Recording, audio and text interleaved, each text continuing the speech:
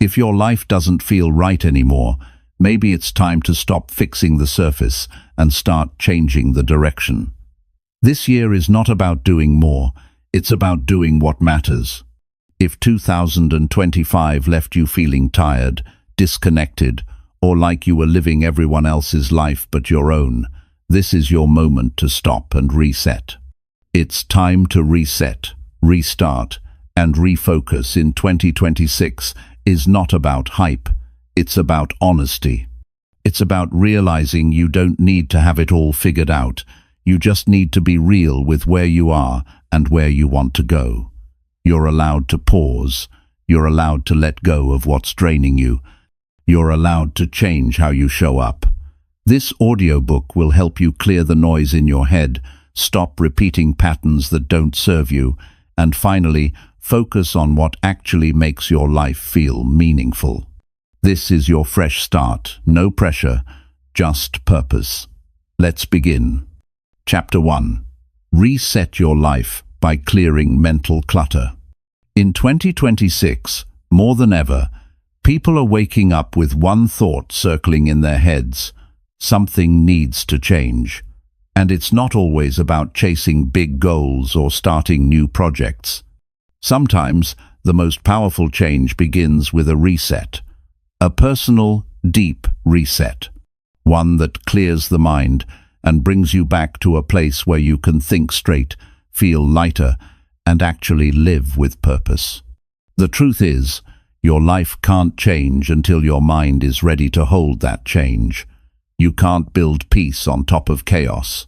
You can't grow forward if your thoughts are stuck in reverse.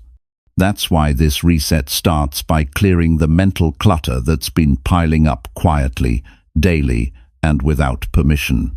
What is mental clutter? It's the noise in your head that never stops. It's the overthinking before bed, the guilt over what you didn't do, the conversations you keep replaying, the things you tell yourself you should have said or should have done differently. It's the pile of to-dos in your mind that you never get to. It's the constant comparison with people who aren't even part of your life. It's the worry about things you can't control. That's mental clutter, and it drains your focus, your energy, and your happiness. Clearing it isn't about being perfect or being positive all the time. It's about making space. Space to think clearly. Space to feel your emotions without drowning in them. Space to finally hear your own voice instead of everyone else's. And the moment you start making that space, you begin to reset your life not just on the outside, but from the inside out. The first step in this reset is awareness. You need to notice what's really going on in your mind. Most people live in reaction mode. Wake up, check their phone, rush into the day, and never pause to ask, what's been weighing on me? What thoughts am I carrying that no longer serve me? You can't let go of what you haven't noticed. Sit down, breathe, pay attention to what keeps showing up in your head uninvited. Is it fear, pressure, regret? List it out if you have to. That's not weakness. That's the beginning of taking your power back. Once you've identified the mental clutter, the next step is to challenge it. Just because a thought shows up doesn't mean it's true. So many people are living under the weight of stories they never chose. Stories like, I'm not doing enough, I'm falling behind, or I'm not good at this. These thoughts get repeated so often they start to sound like facts, but they're not. They're beliefs that need to be questioned. Ask yourself, where did that thought come from? Who told me that? Is it helping me or hurting me? You don't have to believe every thought you think. You have a choice. Then there's emotional clutter, the feelings you've buried instead of facing. Many people carry sadness from years ago and never give themselves permission to feel it. They carry anger they never expressed, shame they never talked about. These emotions don't disappear. They stay in your system and they cloud your clarity. They show up as anxiety, low energy, or numbness. Clearing emotional clutter means learning to feel things honestly, without labeling yourself as weak or dramatic. Feeling is not failing. Feeling is healing. Give yourself time to sit with these emotions, and you'll notice they start to loosen their grip. Another way to reset is to simplify. A cluttered mind often reflects a cluttered life. Too many commitments, too many tabs open, too much information. Every day, you're bombarded with notifications, messages, headlines, updates, and your brain doesn't get a break. No wonder it feels overwhelmed. You need to simplify what you consume and how much you say yes to. Ask yourself, what actually matters right now? What do I need to stop giving energy to? Every time you say yes to something meaningless, you're saying no to something that could change your life. Protect your mental space like it matters, because it does. The reset also involves unfinished business. We all have things we've put off, hard conversations, decisions we've been avoiding, tasks we started but never finished. These are open loops in your mind, and they take up more energy than you think. Every time you avoid something, your brain keeps it on a loop. Don't forget this, don't forget that, and you're never really free. You don't need to finish everything today, but pick one thing and close the loop. Take the first step. Clarity is built through action, not just thinking. It's important to talk about boundaries too. Mental clutter often comes from taking on things that aren't yours to carry. Other people's problems, expectations that don't belong to you, social pressure. You need boundaries to protect your peace. Saying no is not being rude, it's being clear. You're not here to fix everyone or meet everyone's standards. You're here to live a life that feels right for you. And that requires giving yourself permission to choose what you allow into your space, mentally and emotionally. Another part of clearing mental clutter is building a new rhythm. The way you start your day matters. The way you end it matters. Are you starting the day already stressed, already behind, already overwhelmed? Or are you taking time to ground yourself, even just for a few minutes? A reset means creating small daily habits that help your mind stay clear.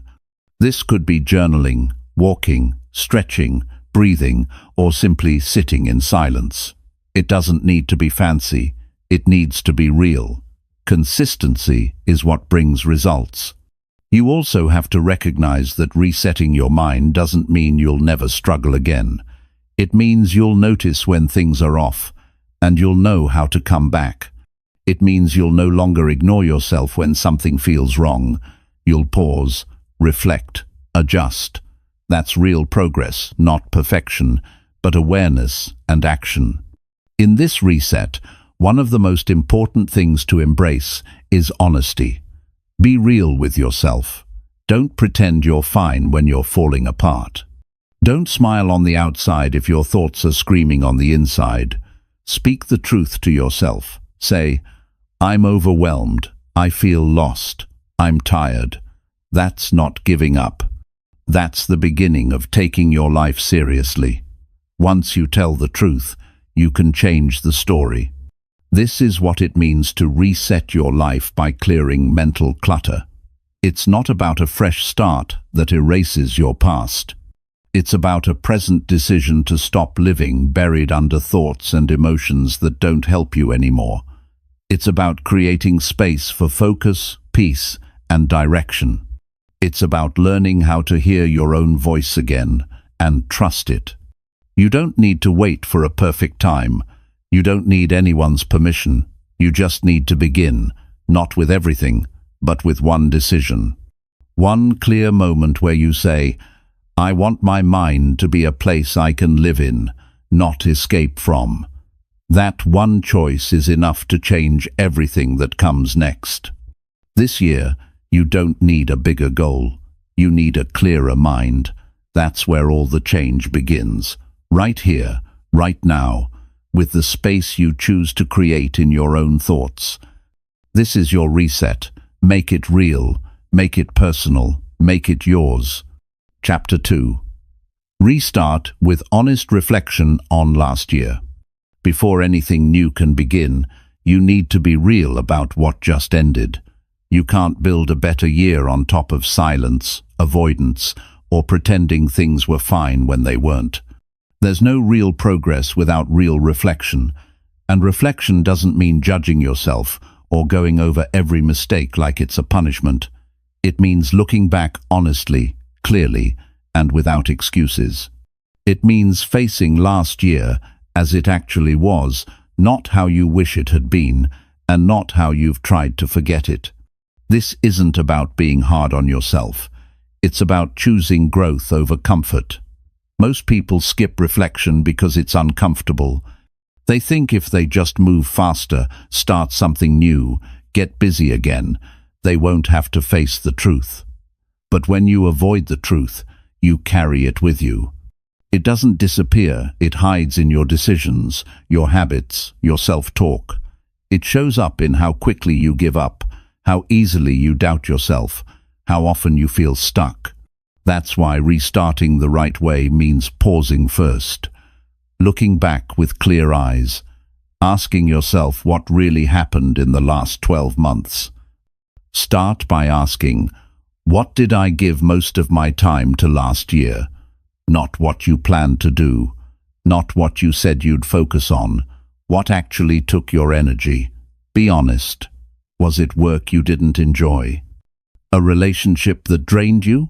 Scrolling endlessly just to escape? Or maybe you spent the year helping everyone else while your own goals were collecting dust. Wherever your time went, your life followed. If it didn't lead you somewhere better, that matters. Not to shame you, but to show you what to change. Next, ask, what patterns repeated? Life is not random. If you felt anxious, disconnected, or tired all the time, that came from somewhere. Maybe you overcommitted. Maybe you stayed in comfort zones too long. Maybe you avoided hard conversations. Whatever it was, name it.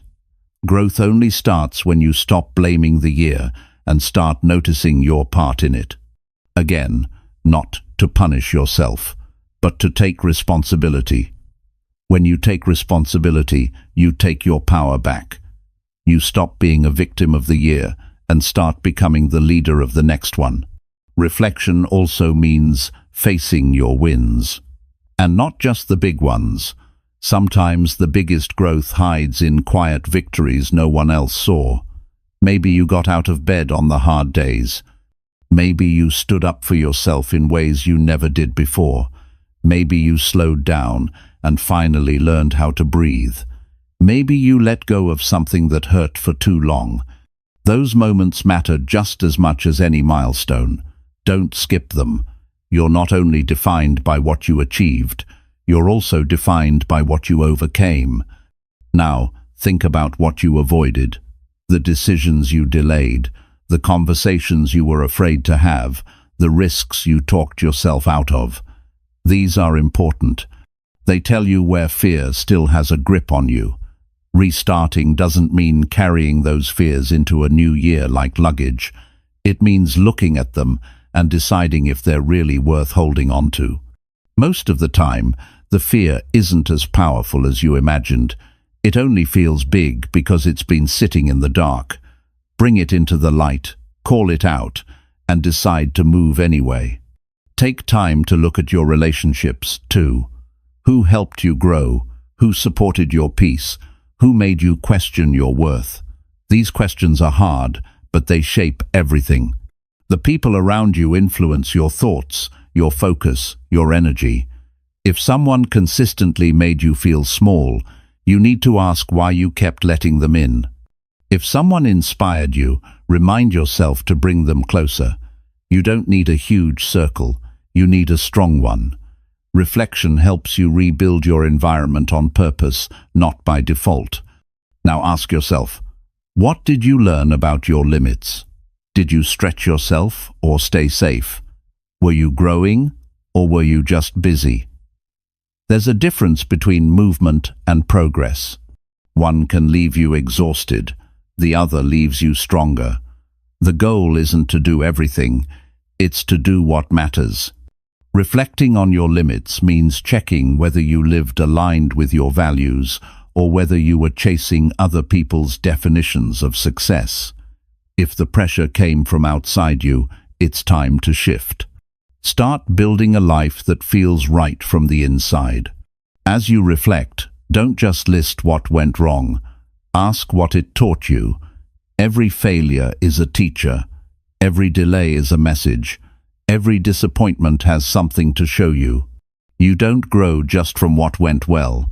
You grow from how you responded when things didn't. Did you blame others or look inward? Did you shut down or reach out? Did you hide or speak up? These moments define who you become next. If you're willing to reflect without defense, you'll gain insight most people never have. Think about your habits. What became automatic last year? Did you default to comfort every time things felt hard? Did you fall into endless distraction when life got stressful? Or did you build small actions that moved you forward?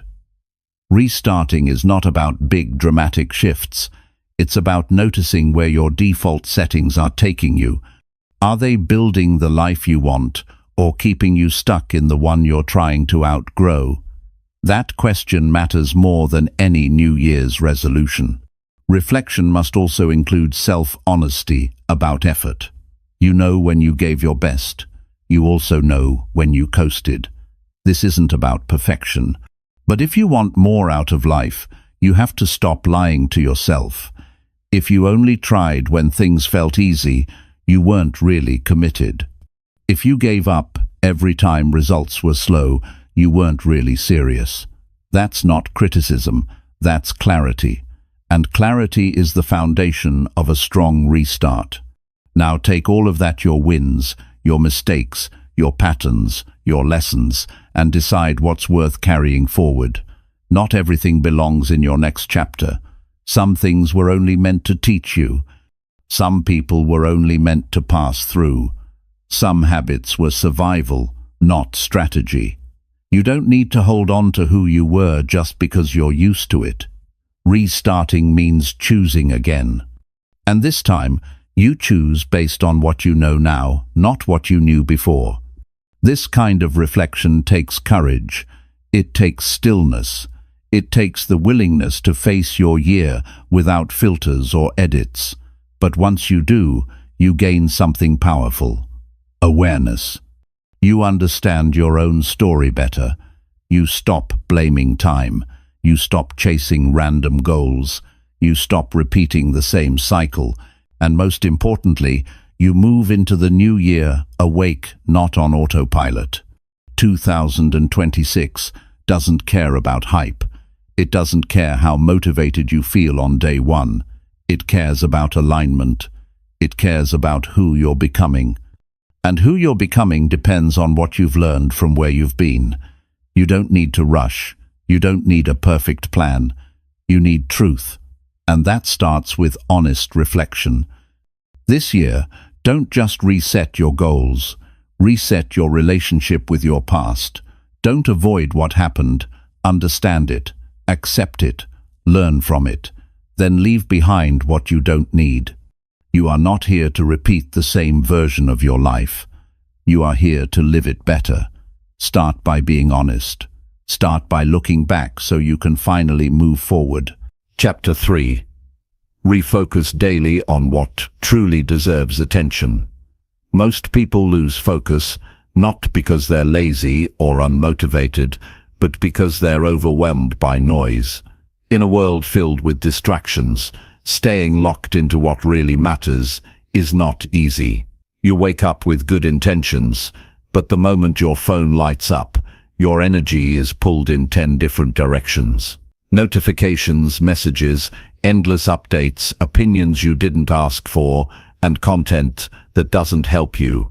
It all competes for your mind before you've even had a chance to think clearly. This is exactly why learning to refocus daily is no longer a good habit. It's a personal necessity. If you don't choose where your attention goes, someone else will. If you don't protect your focus, you'll give your best energy to things that don't move your life forward. And then at the end of the day, you'll feel drained, frustrated, and unsure of what you even accomplished. That's not because you didn't try, it's because your mind was scattered. True focus begins by deciding what actually deserves your attention. Not what's loud, not what's urgent, not what everyone else is doing, what deserves it. You only get a limited amount of mental energy each day. You can't give it to everything. You have to make choices. That means getting honest with yourself about what really matters to your growth, your peace, and your future. The first step is identifying your top priorities, not your to-do list, but the parts of your life that matter deeply to you. Ask yourself, if I could only do a few things this year and do them well, what would they be? Be specific. It might be building your health back, restoring your confidence, rebuilding a strained relationship, or growing a skill you've been avoiding. Once you name these priorities, you have a foundation. Without that, every task feels the same, and every distraction feels important. Next, build a habit of checking in with yourself each morning. This doesn't have to be long or complicated. You just need a few quiet minutes to ask, what do I want to give my attention to today? What's important today? Not just what's urgent. This one habit can change your entire direction. Most people dive into the day without asking this, and by the time they stop to think, their time's already gone. That's not intentional living. That's survival mode. To refocus daily, you also need to manage how you respond to outside noise. Not everything that shows up in your world deserves a reaction. You don't have to reply to every message right away. You don't have to argue your point in every conversation. You don't have to scroll endlessly when you feel bored or tired. Attention is your most valuable asset. Don't spend it where it earns nothing in return. It helps to track where your attention is going. Every night, reflect on how you spent your mental energy that day. Ask, what pulled me off track? What helped me stay grounded? What conversations drained me? What tasks gave me momentum? You'll start to see patterns. Certain apps, certain people, certain thoughts. They pull you away from the life you say you want. Noticing that is powerful. Once you see it, you can start shifting it. One major challenge is mental multitasking. Trying to do too many things at once might feel productive, but it actually breaks your focus. Your brain switches back and forth, losing energy each time.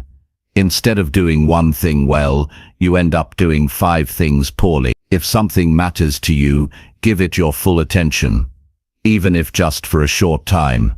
Deep focus creates better results and deeper satisfaction. Another important part of daily refocusing is knowing your distractions, not just the obvious ones like phones or TV, but the subtle ones: overthinking, worrying about what others think, checking progress too often, comparing your journey to someone else's. These internal distractions are just as damaging. They steal your mental presence. You need to train your mind to come back to the task at hand. When you catch yourself drifting, don't criticize. Just redirect. Refocusing isn't about being perfect. It's about returning. You also need clarity on what's not important right now. You can't chase every opportunity. You can't say yes to everything. If everything matters, then nothing really does. Learn to say, not now. That's not quitting. It's choosing wisely. It's creating space for what actually moves you forward. Saying no to things that don't align gives you room to say yes to what does. A useful strategy is to set daily focus targets. Not long lists, just 2 or 3 things that matter most. If everything else gets delayed but those key things are done, that's a successful day. Over time, this trains your brain to stop chasing busyness and start building momentum. Focus isn't about doing more, it's about doing what matters with care and commitment. Protecting your mental environment is just as important as managing your tasks. If your space is always loud, if your schedule is always full, if your emotions are always tense, it becomes harder to focus. Give yourself space to think. Create boundaries around your time. Limit meaningless input. You're not a machine. You need silence. You need breathing room. That's where focus grows strongest. Also, be mindful of what you feed your mind first thing in the morning and last thing at night. These are the most sensitive times for your attention.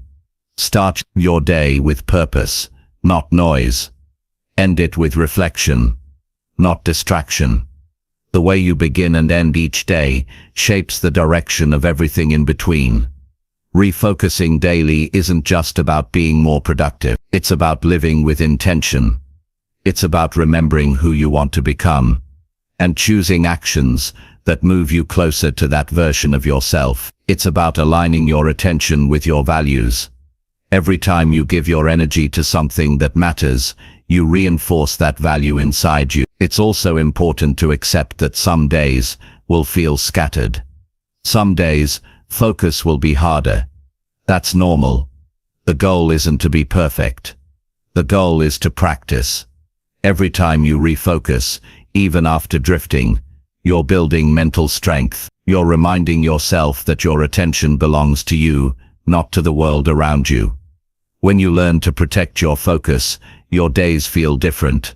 You stop feeling behind all the time. You stop wasting energy on what doesn't matter. You start seeing progress where it counts. You start feeling proud of how you show up, not just in your work, but in your life. This is how you take back your direction. This is how you make 2026 different. Not by trying harder, but by choosing better. Better focus. Better priorities. Better boundaries. You don't need more hours. You need more intention. With the hours you already have, what you focus on grows. What you ignore fades. What you choose daily becomes your life. So choose with care. Choose with courage. Choose what deserves your attention. And let the rest fall away. That's where your real power lives. In your ability to decide. In your willingness to return. In your daily choice to focus on what matters. Chapter 4. Accept past choices without self-punishment. You made choices last year. Some helped you grow, some slowed you down. Some you're proud of, some you wish you could erase. That's the truth of being human. You will not get every decision right. You will not avoid every mistake. And that's not a problem. The real problem begins when you carry those choices into the future with shame, guilt, and constant self-blame. That's what keeps people stuck. Not the past, but how they hold it. Accepting your past doesn't mean you agree with everything that happened. It means you stop fighting what you can't change. You stop beating yourself up for who you were. You stop replaying moments like they owe you something. The past is over. What's left is what you do next. And you can't build something strong when your energy is tied to regret. Self-punishment is silent. It doesn't always show up as dramatic breakdowns. It looks like doubting yourself every time you try again. It feels like holding back from new chances because you messed it up before. It sounds like that inner voice that tells you you're too late, too broken, too far behind. That voice grows when you let old decisions define your worth. You need to separate your choices from your identity. Just because you made a bad decision doesn't mean you are bad. Just because you waited too long to act doesn't mean you're hopeless. Your past actions were based on what you knew, what you felt, and where you were at the time. Some of those choices were made from fear, some from confusion, some because you didn't believe you had other options. That's not weakness. That's experience. And experience can teach you, if you let it. Reflection is useful. Obsession is not. Ask yourself what the past was meant to teach you, then carry that lesson, not the guilt. If a relationship ended, maybe it taught you how to set boundaries. If you failed at something, maybe it showed you where you needed structure. If you stayed stuck too long, maybe it helped you recognize what settling feels like. The lesson is valuable. The punishment is not. It's easy to think that punishing yourself makes you more responsible, that if you stay angry at yourself, you'll do better next time. But that's not how growth works. You don't improve by hating who you were. You improve by understanding it happened and choosing differently. Shame is heavy. It doesn't lead to action. It leads to hiding. You don't need to hide anymore. Sometimes people avoid forgiveness because they think it means excusing what happened. But forgiving yourself isn't about saying it was okay. It's about saying I've learned, I've grown, and I will not keep reliving the same pain. It's about allowing yourself to move forward without carrying a weight that no longer belongs to you.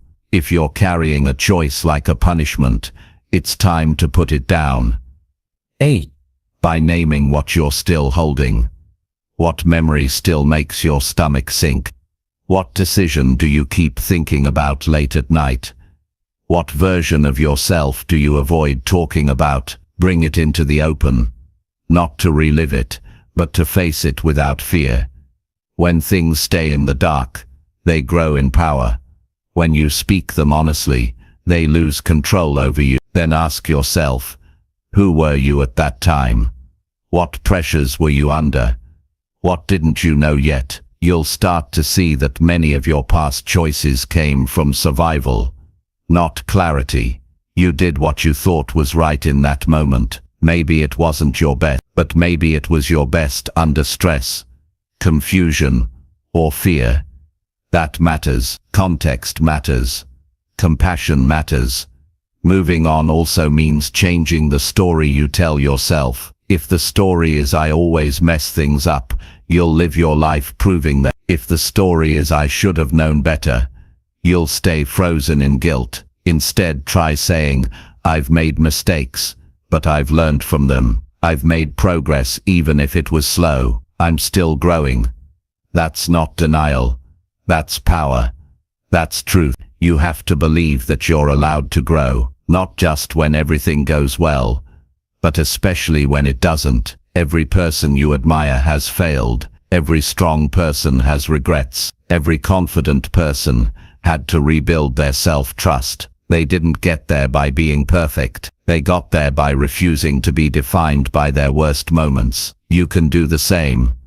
Let yourself grieve if you need to. Some choices cost you people, time or energy you'll never get back. It's okay to feel that. Don't skip the pain, but don't get lost in it either. Grieving means you care, but healing means you're ready to start living again. And healing begins when you stop punishing yourself for not knowing what you didn't know. There's a better way to look at your past. Instead of asking, why did I do that? Ask, what did I need at that time? Maybe you needed love, or clarity, or rest, or guidance. When you meet your past self with curiosity instead of blame, something shifts. You stop being the enemy of your own growth. You start becoming your own guide. You don't need to pretend the past didn't happen. You don't need to rewrite it. You only need to stop reliving it as if you're still there. You're not. You're here. And right now you get to choose what happens next. You can stay stuck in a story of regret, or you can write a new chapter with the strength you've gained. The most freeing moment in life is when you realize you're allowed to forgive yourself. You're allowed to change your mind. You're allowed to start again. And none of that requires punishment. It only requires honesty and a willingness to grow. You've carried the weight long enough. You've replayed the moments too many times. You've talked yourself down more than anyone else ever has. Now it's time to stop. Not because what happened doesn't matter, but because you do. This year is not asking you to be perfect. It's asking you to be present, to show up for yourself, without dragging old shame into every decision, to move forward with clarity, not fear, to learn from the past, not live in it. Accepting past choices isn't giving up, it's growing up. It's saying, I'm not that version of me anymore, and I don't need to keep proving it through self-punishment. I prove it by how I live today. So start today, not with guilt, not with pressure, but with self-respect. You've come further than you think, and you're just getting started. Chapter 5. Rebuild trust in yourself through action. Most people don't realize the damage that happens when they keep breaking promises to themselves. It's subtle at first. You say you'll wake up early, but hit snooze again.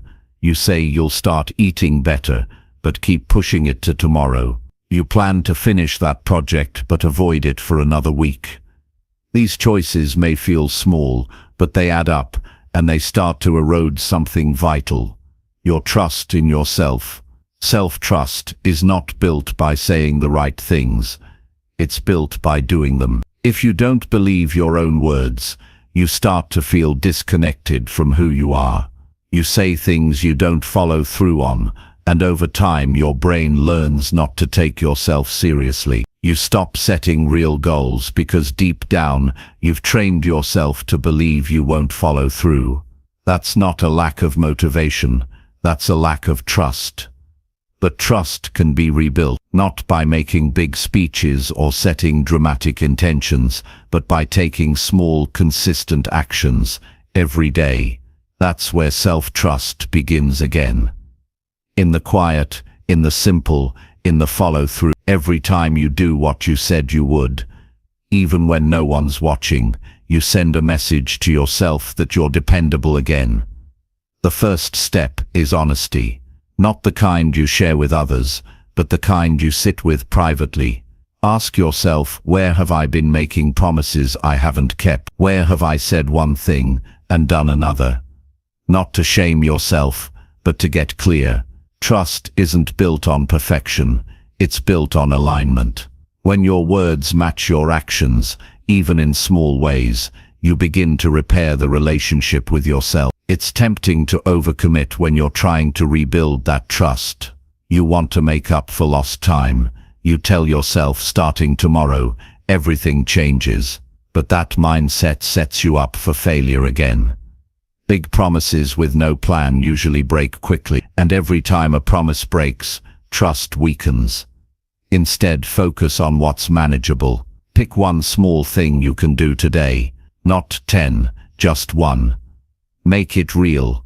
Make it doable. Then follow through. The size of the action doesn't matter as much as the consistency. Drinking 1 glass of water in the morning. Writing for 5 minutes. Walking for 10. Turning off your phone at a certain time. These aren't grand gestures, but they create evidence.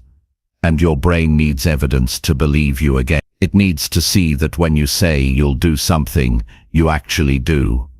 It also helps to stop talking so much about what you're going to do and start doing more. Talking can feel productive, but it can also be a way of delaying. Don't announce your comeback. Live it. You don't need validation, you need consistency. The people around you will notice when your energy changes. But more importantly, you'll notice, and that's the real goal, to look in the mirror and feel proud of who you are becoming. There's a quiet confidence that comes from keeping your word to yourself. It doesn't scream. It doesn't try to prove anything. It just feels steady. You walk differently. You speak with more certainty. You don't need outside motivation because you trust your own discipline. That kind of confidence can't be faked.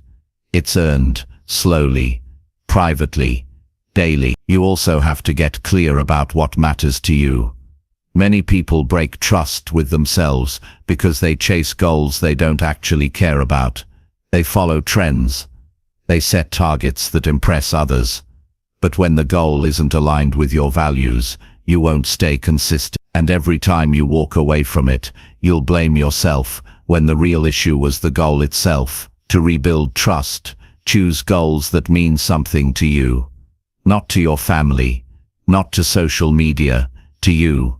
Self-trust grows when you stop judging yourself for starting small. People wait for the perfect plan, the perfect conditions, the perfect mindset. But that waiting kills momentum.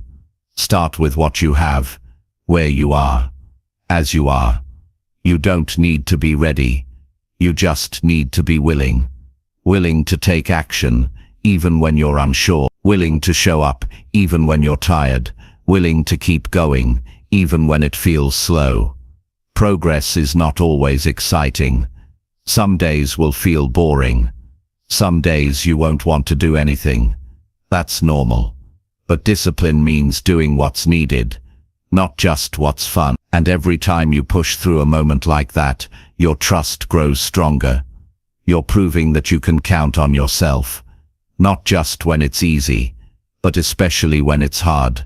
Learn to celebrate follow-through more than outcomes. The result will come. But what really matters is the process. Did you do what you said you would? Did you stay honest with your effort? Did you show up even when no one noticed? That's what builds character. That's what builds belief. The outcome is just the bonus. The real reward is becoming someone you can rely on. You also need to forgive yourself for the times you didn't show up. You can't rebuild trust while holding on to old shame. What's done is done. Carrying guilt won't help you grow. Take responsibility, learn from it, then let it go. You're not meant to be perfect. You're meant to learn, and every setback can become part of your comeback if you're willing to keep moving. Remember that rebuilding trust takes time. You didn't lose it overnight, and you won't rebuild it overnight, but every action you take, every choice you make, every moment you stay committed, it adds up. It becomes your new pattern, your new standard, and over time, your new identity. There is something powerful about knowing that you no longer need to be rescued, that you're not waiting for the perfect moment, or the right feeling, or someone else to believe in you, that you've taken your life into your own hands. That's what rebuilding trust does. It reminds you that you are capable, dependable, and in control of what you become next. So start now. Choose one action. Keep it simple. Make it count. Show yourself that this time, it's different, not because you said so, but because you're proving it. Day by day, step by step, quietly, strongly, consistently. That's how trust is built, and that's how you become someone you can believe in again. Chapter 6. Detach from distractions that steal your future. Most people don't lose their future to failure. They lose it to distraction, not just the obvious ones like scrolling too long or watching things that don't matter, but the quiet distractions, the kind that look like staying busy but leave you empty. The ones that steal your attention little by little, day by day, until you realize months have passed and nothing has changed. Distraction doesn't always feel wrong. That's why it's dangerous. It feels normal. It feels like rest. It feels like just one more minute. But it becomes a pattern that slowly pulls your attention away from what matters. And without realizing it, your energy is scattered. Your mind is always half present. Your time gets spent, but not invested. And that kind of living steals your direction, your goals, and your peace. Detaching from distraction is not about removing everything from your life. It's about noticing what's costing you more than it's giving back. Every time you say yes to something that pulls you away from your purpose, you're saying no to something that could have moved your life forward. And most of the time we don't realize we're doing it, because the distractions are everywhere. In your phone, in your habit, in your conversations, even in your thoughts. Start by being brutally honest about where your time is really going. Not where you think it's going, but where it actually goes. Track it. Watch yourself for a few days. Pay attention to when you reach for your phone without a reason. Notice when you sit down to work and suddenly find yourself scrolling, clicking, switching tabs, losing focus. It's not always about entertainment. Sometimes distraction shows up as overthinking, or worrying about things you can't control, or rehashing past arguments. That's distraction too, because while your mind is busy with what doesn't matter, your future sits untouched. Once you've seen the patterns, the next step is choosing different ones. But here's the part people skip. Detachment is not just about removing distractions. It's about replacing them with what matters. You can't just subtract. You need to redirect.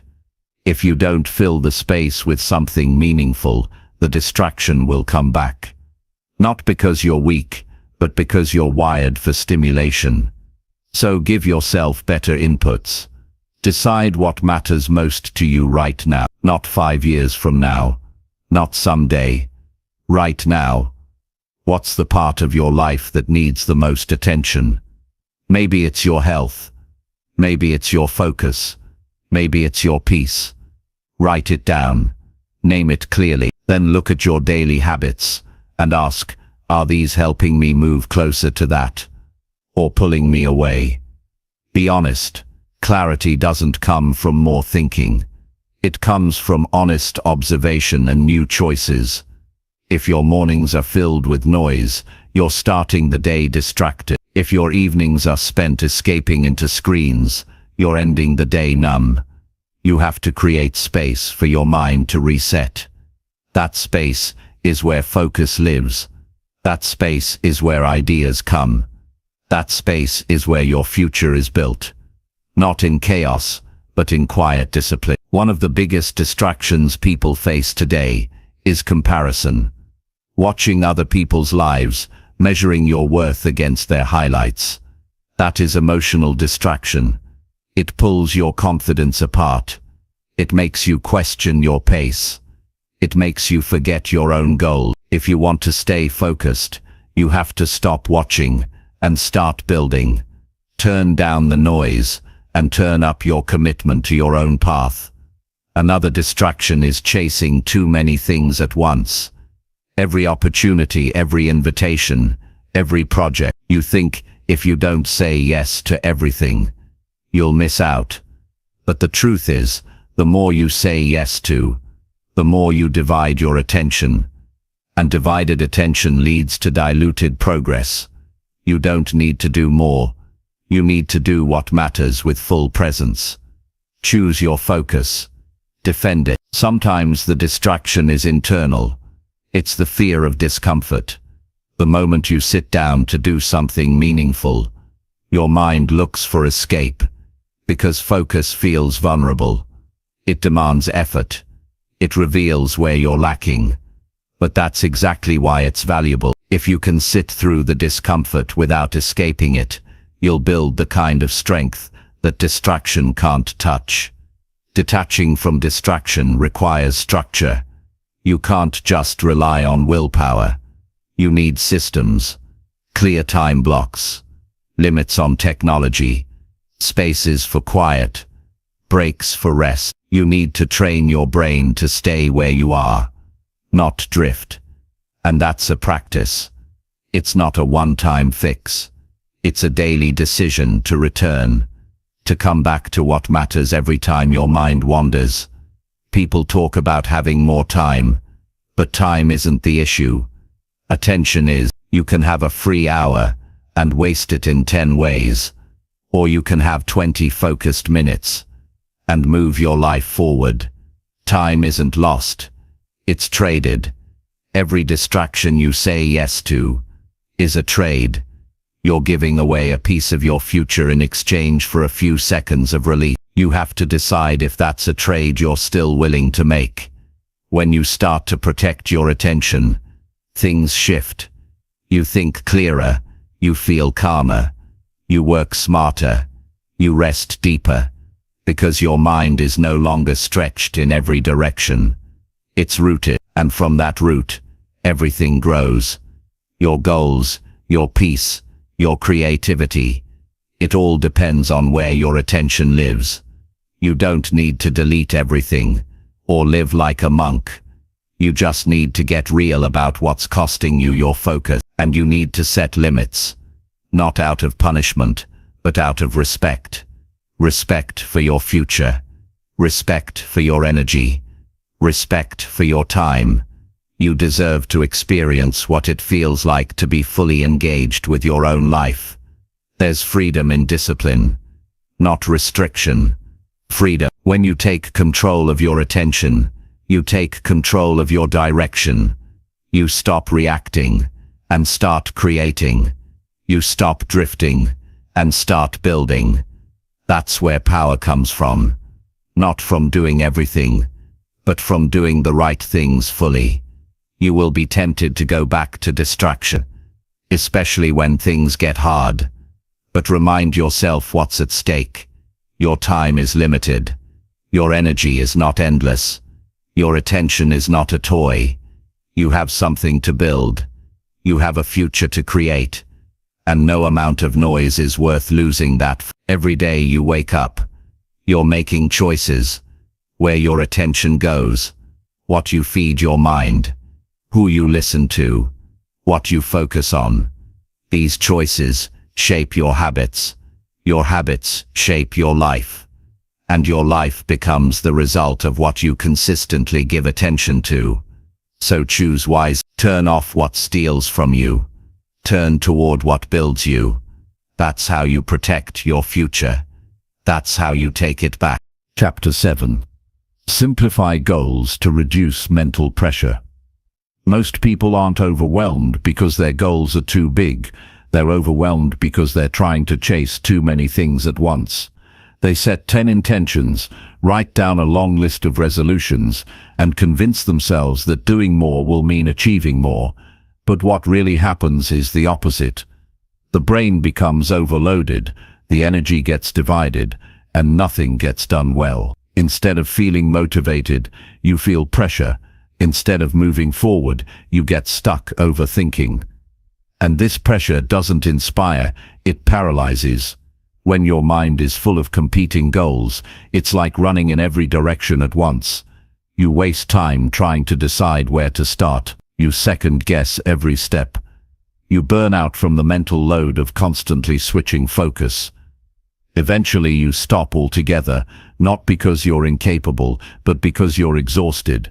That's not a motivation problem, it's a clarity problem.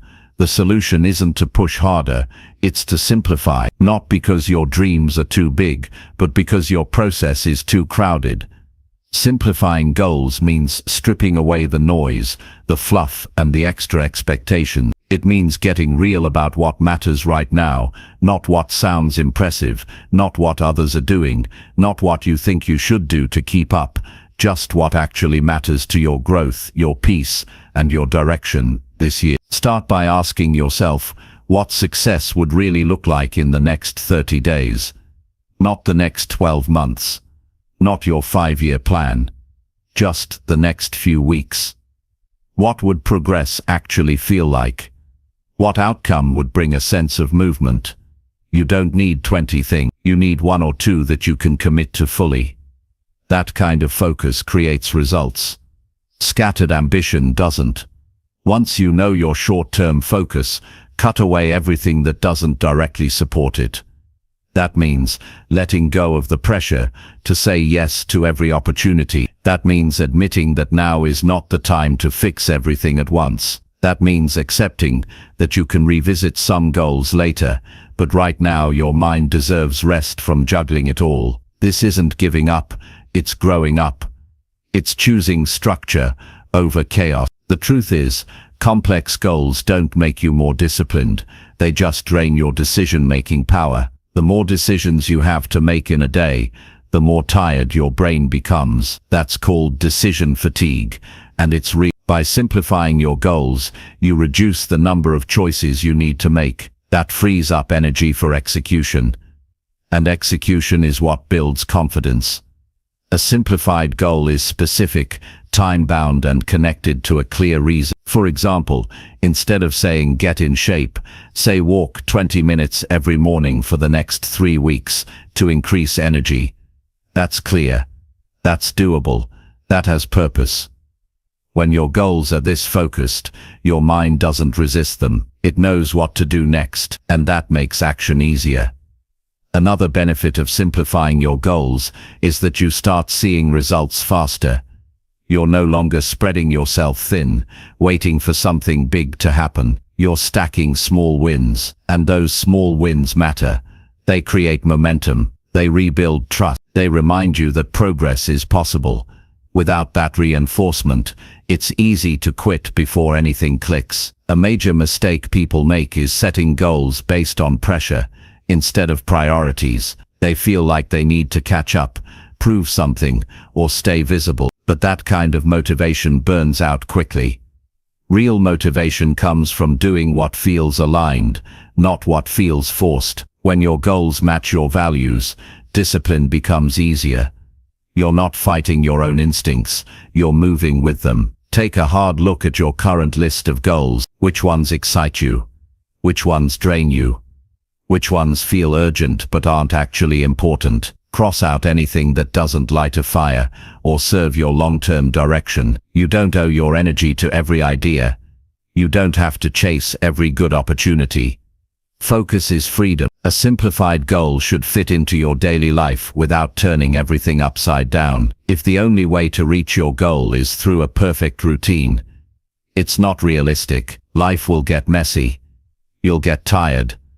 Plans will fall apart. That's why your goals need to be flexible enough to adjust and strong enough to keep you going. Build them around who you are, not an ideal version of you that only exists on your best day. Learn to celebrate completion over complexity. A simple goal that gets done beats a complicated one that stays unfinished. You don't grow by adding more.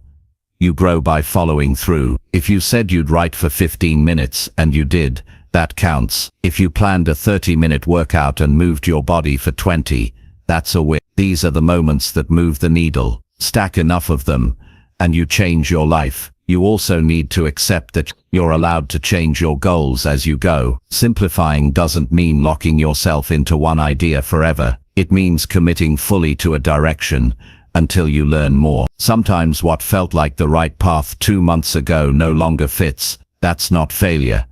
That's growth. Adjusting is part of the process. The key is not starting over every week. It's realigning with intention. If you want to feel less pressure, stop tying your worth to your goal. You are not a checklist. You are not your productivity. You are a person growing at your own pace. Goals are tools, not measurements of your value. Use them to guide your energy, not punish yourself for falling short. There is power in showing up consistently, even when progress feels small. Keep your system simple. One main focus per week, a short list of tasks each day, a quick review at night. Did I follow through on what matters? If not, why? What got in the way? How can I adjust tomorrow? This kind of structure creates clarity, and clarity reduces pressure, because the mind does better with direction than with doubt. At the end of the day, success is not about how much you take on, it's about how much you finish. The people who move forward aren't the ones with the most ambition.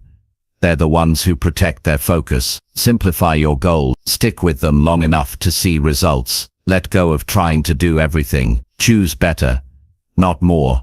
Mental pressure comes from confusion. Simplicity brings peace. When you can wake up and know exactly what you're working toward, the day feels lighter. You don't have to overthink. You don't have to second guess. You move, you grow, you repeat. That's how real transformation happens. One simple goal at a time, followed by focused effort. Not flashy, not complicated, just consistent. So if you're tired of feeling overwhelmed, it's not because you're incapable, it's because you're trying to hold too much. Put some of it down, pick one thing up, do it well, then do it again. That's how you reduce pressure. That's how you find your rhythm. That's how you simplify your way to a stronger life. Chapter 8. Practice emotional control during uncertain moments. When life becomes uncertain, emotions rise fast. Your heart races, your thoughts speed up, your decisions get shaky. It might be a crisis, a tough conversation, an unexpected change, or simply a moment where things don't go the way you hoped.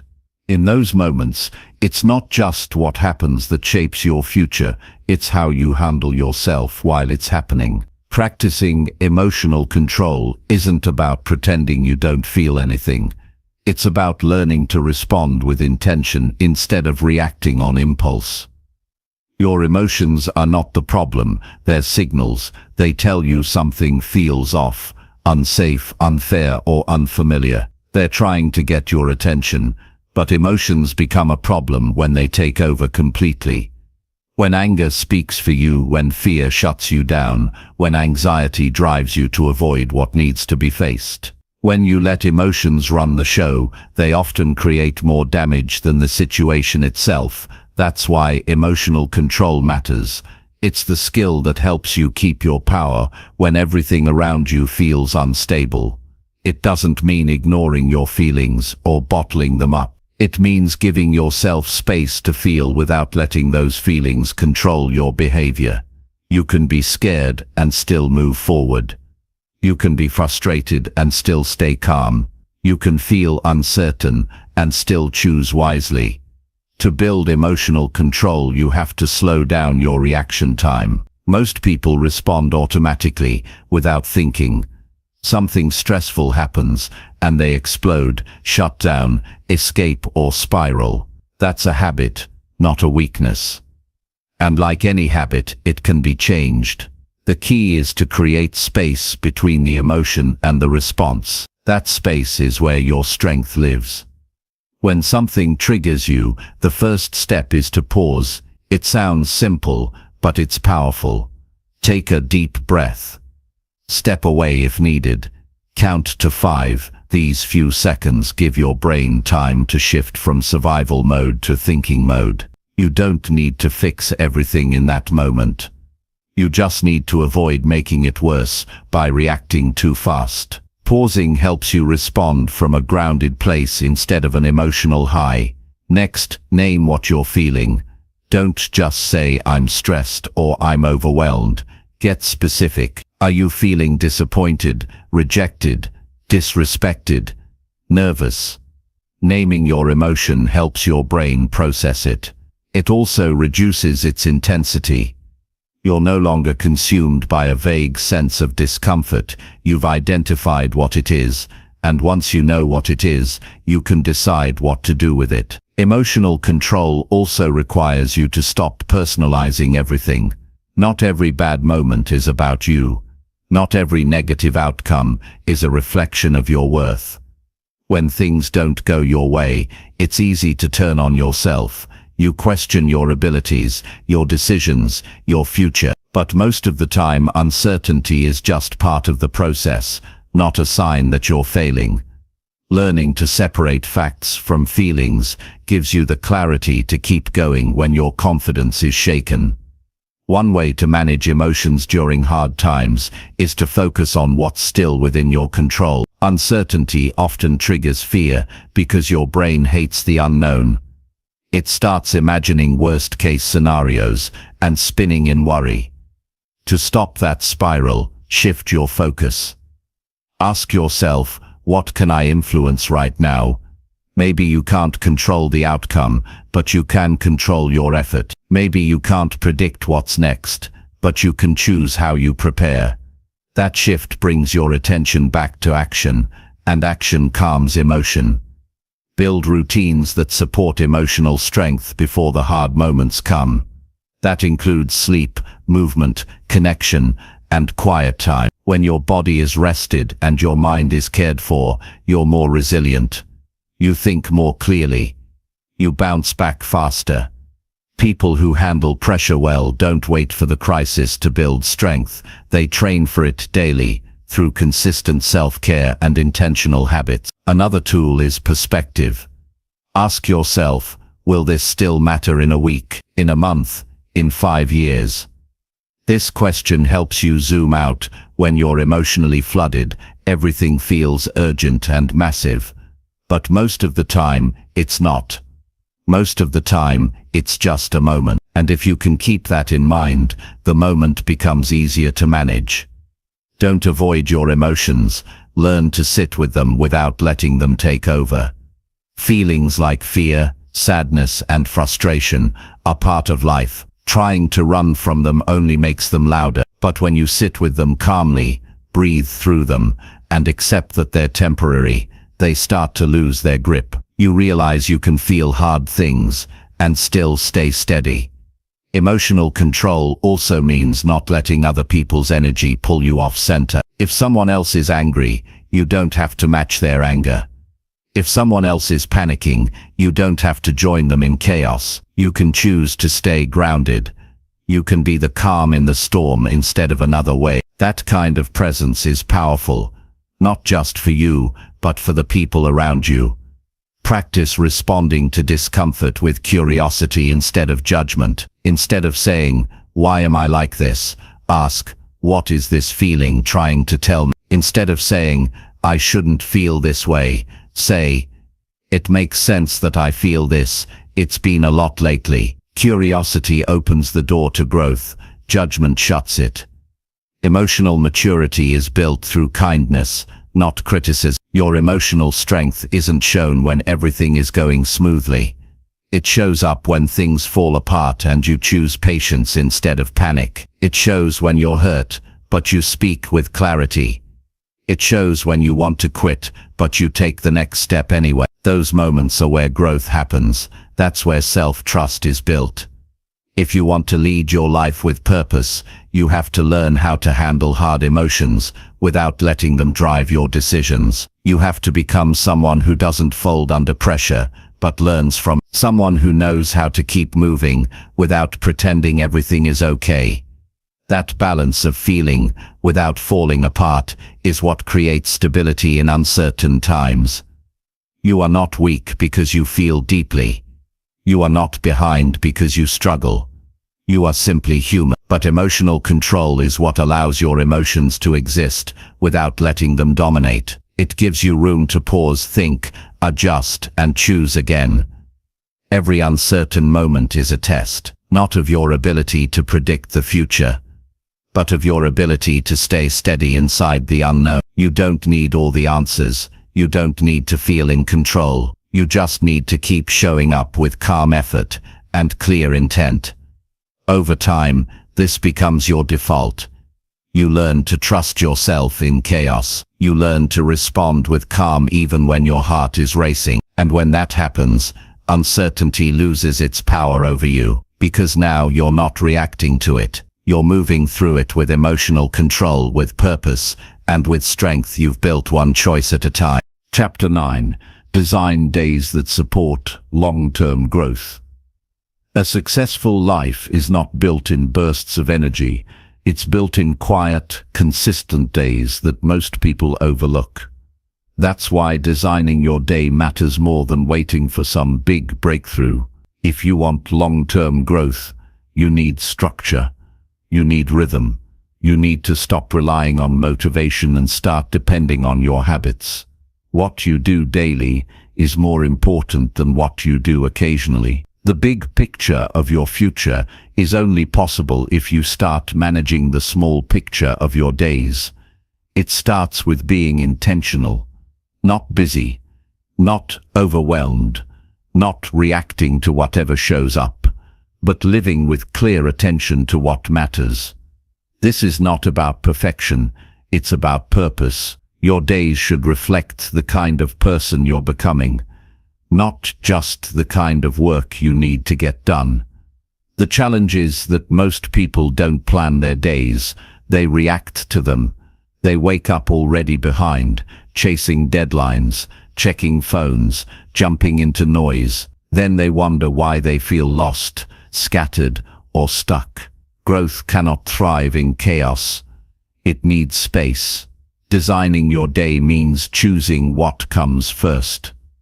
If you start your day with distraction, anxiety grows. If you start with intention, clarity follows. The way you spend your first hour sets the tone for the rest. You don't need a perfect morning routine, but you need a real one. Something grounded, something that brings you back to yourself before the world tries to pull you in every direction. That might be stretching, walking, reading, journaling, reviewing your focus.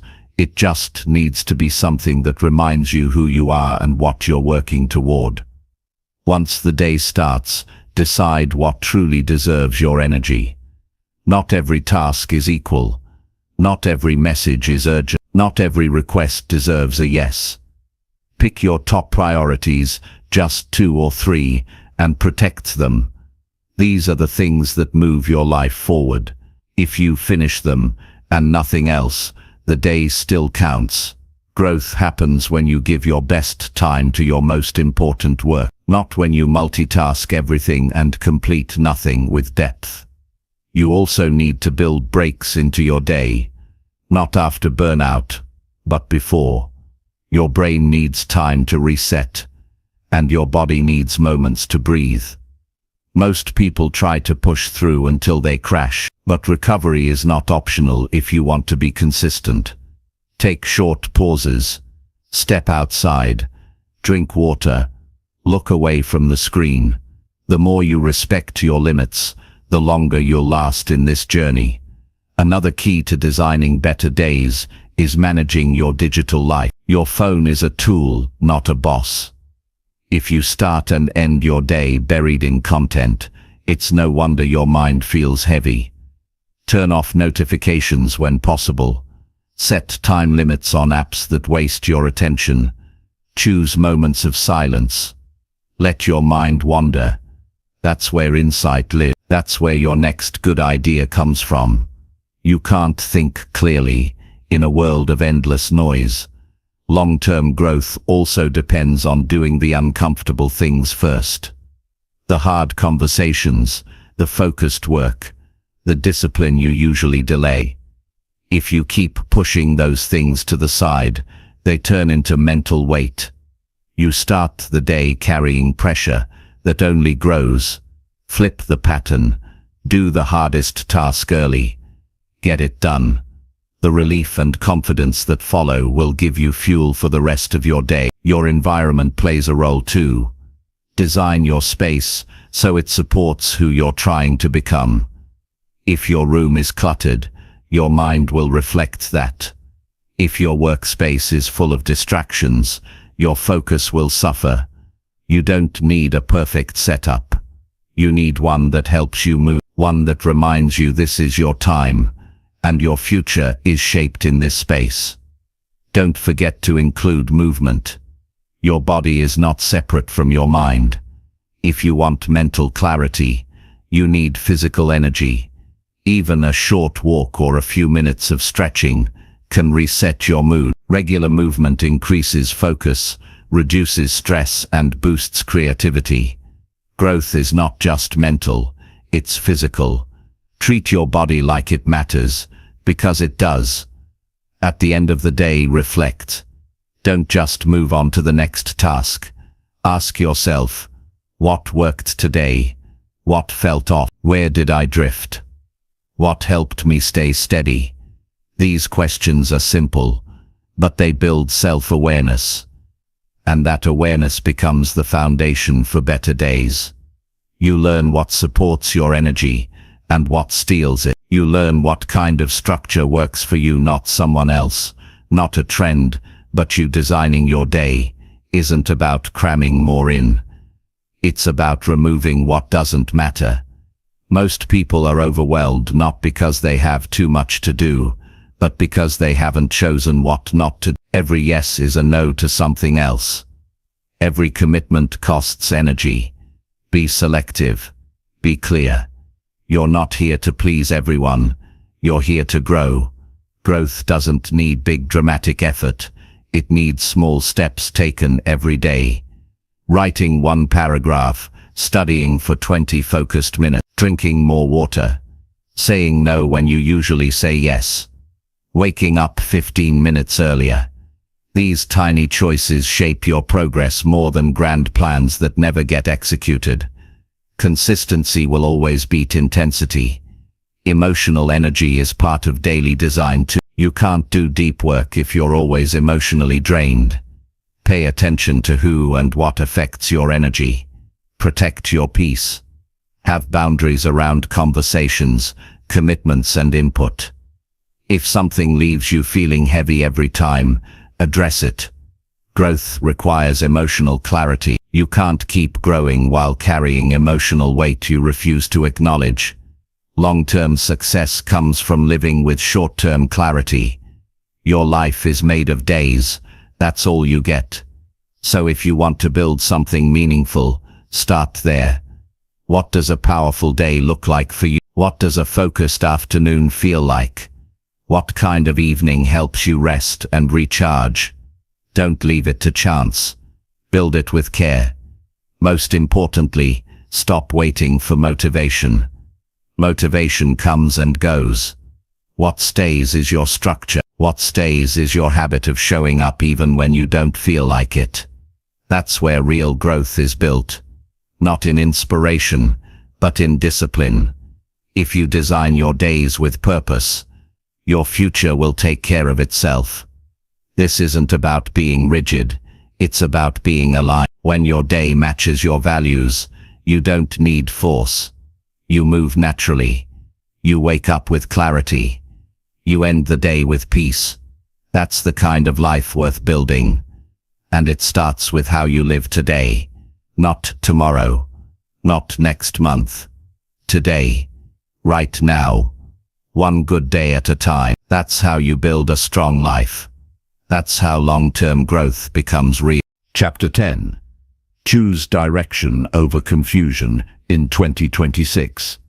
There comes a point when trying to figure everything out becomes the reason nothing gets done. People spend so much time sitting in confusion, overthinking every step, doubting their own choices, comparing paths, hesitating on decisions, asking for too much advice, and wondering if the timing is right. The truth is, confusion is not always a lack of clarity. Sometimes it's a lack of commitment. In 2026, you don't need more opinions. You don't need more information. You need direction. Not the perfect one. Just one you're willing to walk. There's a cost to staying stuck in indecision. You burn time. You burn mental energy. You say, "I don't know," so often that eventually you believe it. And when you start believing that you don't know what to do, you stop trusting yourself to move. That's how life gets paused. Not by failure, but by hesitation. And too much hesitation becomes a habit. Choosing direction doesn't mean you'll never question yourself. It means you finally decide to move forward anyway. It means you stop waiting for permission. It means you stop waiting to feel ready. It means you choose a path because you're tired of spinning in circles. Forward is where confidence builds. Forward is where answers show up, but you only find it when you stop trying to avoid risk. The truth is, no direction is perfect. Every path comes with uncertainty. Every goal comes with some level of discomfort. Every dream requires something from you before it rewards you. And that's why so many people stay stuck. Not because they can't do the work, but because they fear picking the wrong path. But the worst choice isn't the wrong one. It's no choice at all. Start simple. Ask yourself what kind of life you want to live. Not someday, but this year. What kind of energy do you want to wake up with? What kind of work do you want to be proud of? What kind of people do you want to build with? What kind of strength do you want to carry through your day? Don't complicate this with strategy. Focus on feeling. Focus on alignment. When something feels like a real yes deep inside, pay attention. Then ask what direction matches that. Maybe it's a career shift. Maybe it's stepping into a leadership role. Maybe it's finally focusing on your health. Maybe it's rebuilding relationships that matter. Maybe it's learning a new skill you've put off. You don't need 10 directions. You need one. And once you find that one, let everything else be background noise. Direction is not about speed. It's about intention. You can move slowly and still be ahead of the person standing still, trying to think through every scenario. You don't have to rush. You just have to start. Start with what you know. Start with what you can control. Start with the habits that support your growth. The people who see your potential. The routines that keep your mind focused. In 2026, if you want clarity, stop chasing it like a finish line and start creating it like a habit. Clarity is not a thought. It's the result of action. The more you act, the more you learn, the more you move, the more the road reveals itself. But when you sit back waiting for certainty, all you get is more doubt. One powerful shift you can make this year is changing your language. Stop saying "I don't know what to do" and start saying "I'm choosing to figure it out." That one change puts you in control. Confusion is passive. Direction is active. You're not stuck. You're just delaying. And you can stop delaying by making one clear decision right now. I will stop overcomplicating my life and start showing up for it fully. Create structure that supports your direction. Don't just wish for change. Make room for it. Set clear goals. Design your week. Block your time. Protect your energy. Make decisions that match your priorities. That's how direction becomes real, not by accident, but by design. Limit the amount of voices you let into your life. Not everyone needs to weigh in on your journey. Too many opinions create confusion, not confidence. Choose a few voices you trust. People who've done what you're trying to do. People who hold you to a higher standard. People who speak with clarity, not fear. Then listen, reflect, and move. The final choice is always yours. You don't need perfect certainty. You need courage. You need to believe that you are strong enough to handle what happens next, that you'll figure things out as you go, that you won't crumble the moment it gets uncomfortable, because discomfort doesn't mean wrong. It often means you're growing. Most people overestimate what they need to start, and underestimate what they'll gain by simply committing. Your mind becomes clearer the moment you stop entertaining everything and start focusing on something. Confusion fades when commitment rises, and commitment begins with action.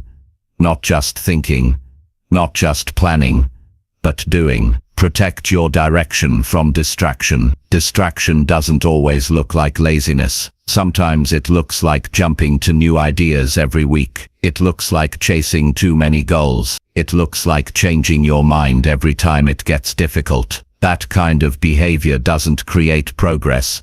It keeps you in motion without moving forward. Choose one thing, see it through.